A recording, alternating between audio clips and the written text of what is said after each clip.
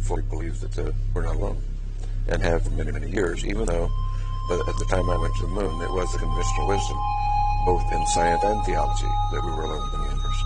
Because of my openness to these things, I did have many of the old-timers in the military and in the intelligence community over the years wanting to get it off their chest before they passed away, allowed me to interview them and talk to them about it. And so my ideas became fairly well solidified. And in fact, we've been visited. The President Truman at that time convened a very high-level committee to examine this alien or UFO phenomenon. They did come to the conclusion that it was alien, and the military rightly came to the conclusion, if they're hostile, there's nothing we can do about it.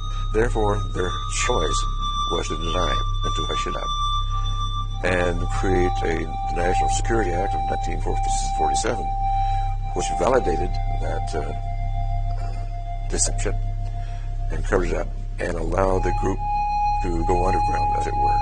And we've been living with that now for 50 years. So it's really the beginning of the whole cover-up, the entire denial of this phenomenon.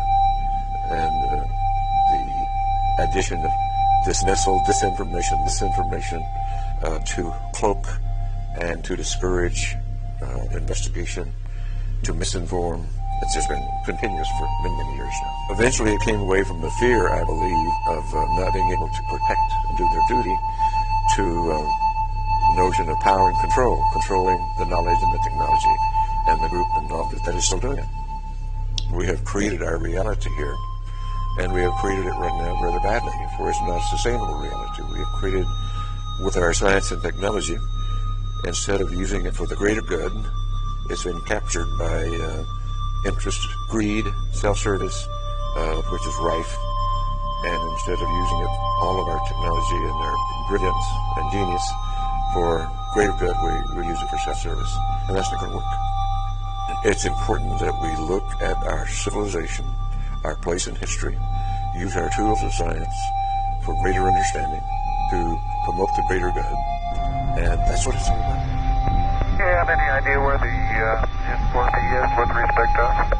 Stand by. There was something out there that was close enough to be observed, and what could it be?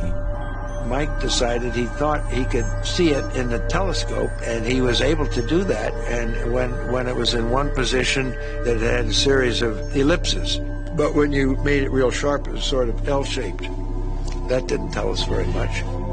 Now, obviously, the three of us were not going to blurt out, "Hey, Houston, we got something moving alongside of us, and we don't know what it is. You know, can you tell us what it is?" We weren't about to do that, because we know that those transmissions would be heard by all sorts of people, and who knows what somebody would have demanded that we turn back because of aliens or whatever the reason is. So we didn't do that, but we did decide we just cautiously ask Houston, how far away was the S4B? Apollo 11, Houston, the S4B is about 6,000 nautical miles from you now, over. And a few moments later, they came back and said something like it was 6,000 miles away because of the maneuver. So we really didn't think we were looking at something that far away. So we decided that after a while of watching it, it was time to go to sleep and not to talk about it anymore until we came back in debriefing. There were a lot of people within the program who went off later and became convinced that UFOs existed.